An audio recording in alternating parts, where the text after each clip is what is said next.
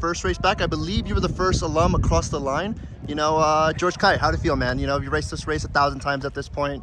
Does it hurt any less at this point or still painful? No, it's definitely still painful. I mean, I still remember the first time I ran this in 2016 when I first joined the NAU team, and it was hard then. It was hard 2017, 18, last year, this year.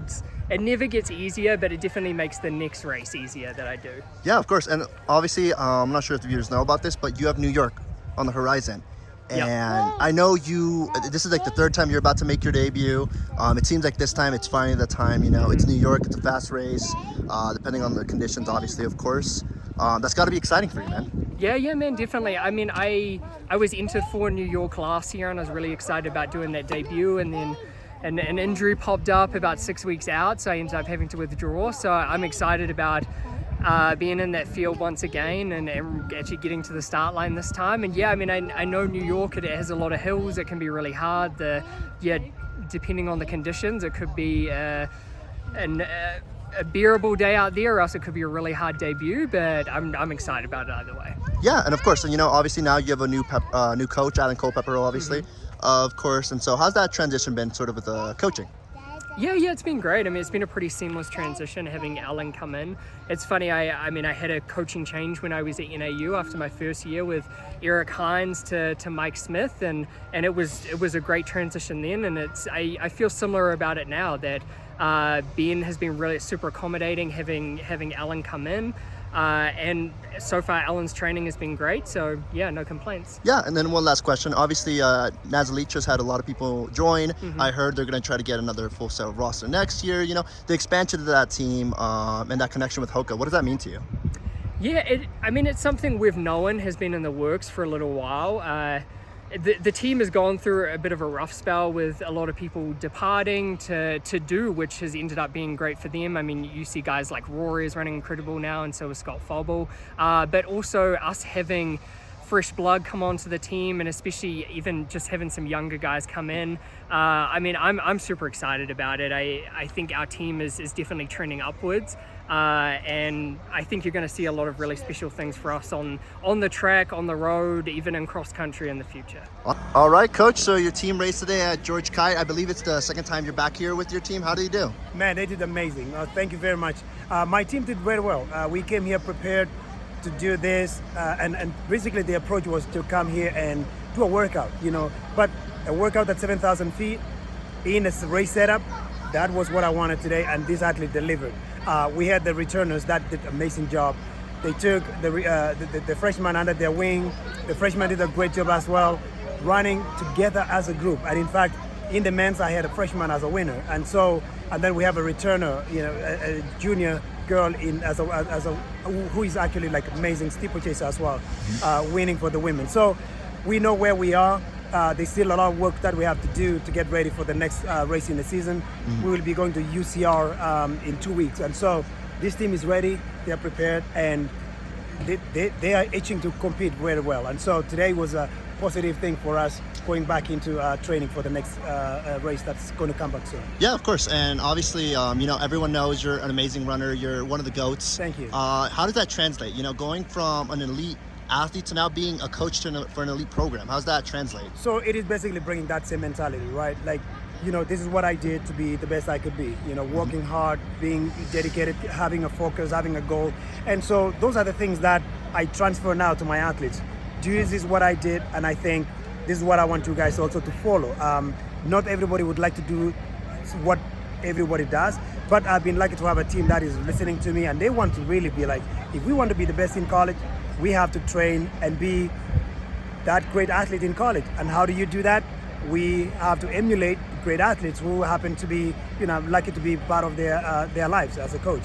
And so it's been fun. It's been great, and also having these athletes is like, oh my gosh, it's a dream job for me right now. So that's because perfect. Looking at how they perform, how they do their work every day that when I rate the workout and then back out there seeing them execute like this, that gives me that satisfaction that what I'm doing is working for these young men and women. Of course. Do you mind if I ask a little bit more of a personal question? Yeah, please.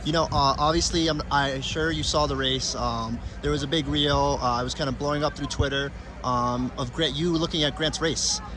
breaking your American record. And Yes, you know, obviously I would argue that you were a part of the golden age when it comes to U.S. distance running. How does it feel to see, you know, other guys kind of going fast again, you know, even breaking some of your times? How's that? Man, it is what I always hope for athletes to do. Break those records because they are meant to be broken. So I want that to be something that is athletes. So, because here's the thing. The athletes that came before me, they set the bar high. I came, broke it because I was aiming for something. I broke this record in 2011, 12:53. Grant Fisher and all these athletes have been chasing it over the years, right? But then the bar is high, and so if you want to break American record, you have to run basically 12:50 or under. And so yesterday, looking at that, and I talked to Grant Fisher when he won a U.S. national. I told him, go after the U.S. record, man. You are the man to do it right now because you're in that fitness, that shape.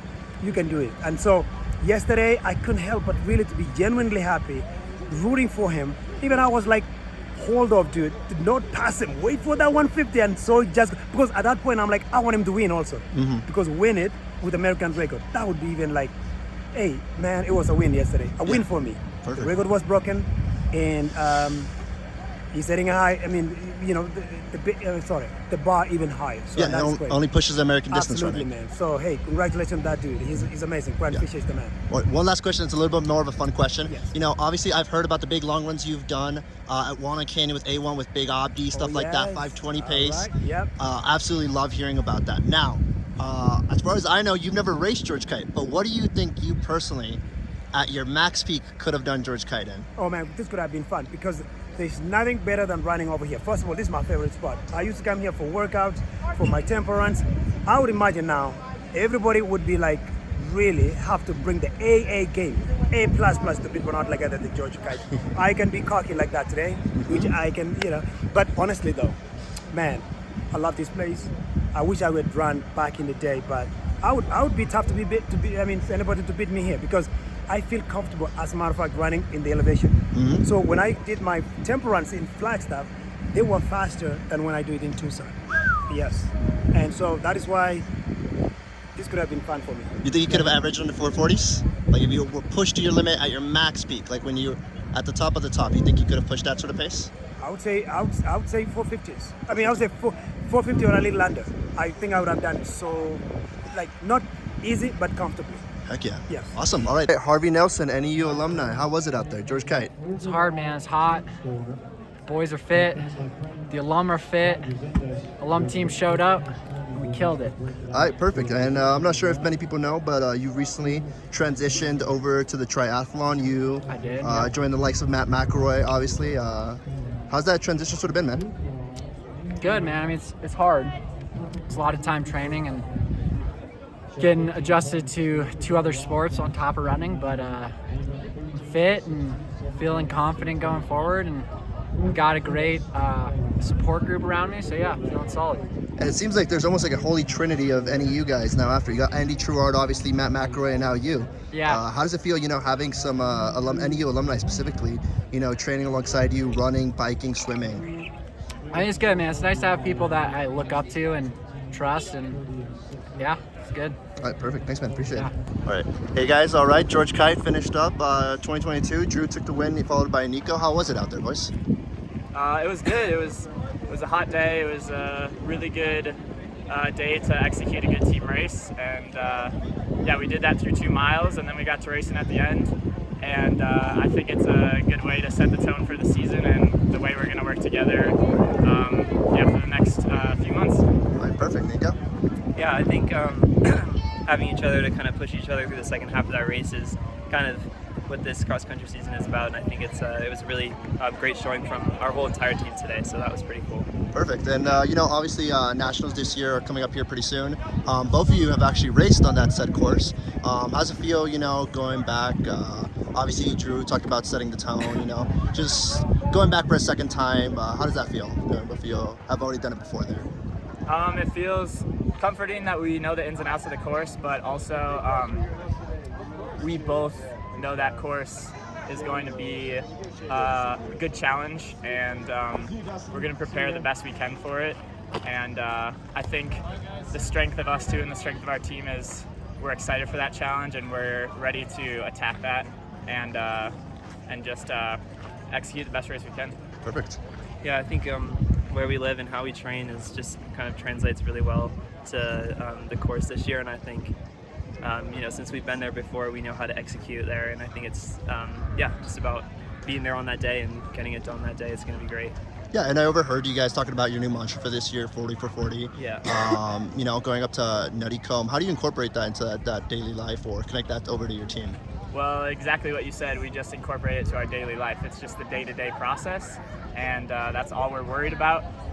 We're worried about the next 36 hours of recovery right now, and that's all we're thinking about. And then when we get to Monday, we get to Monday, and that's kind of how we're gonna approach it. And I think when we do it like that, the process, I think we can get close to getting forward for 40. And yeah.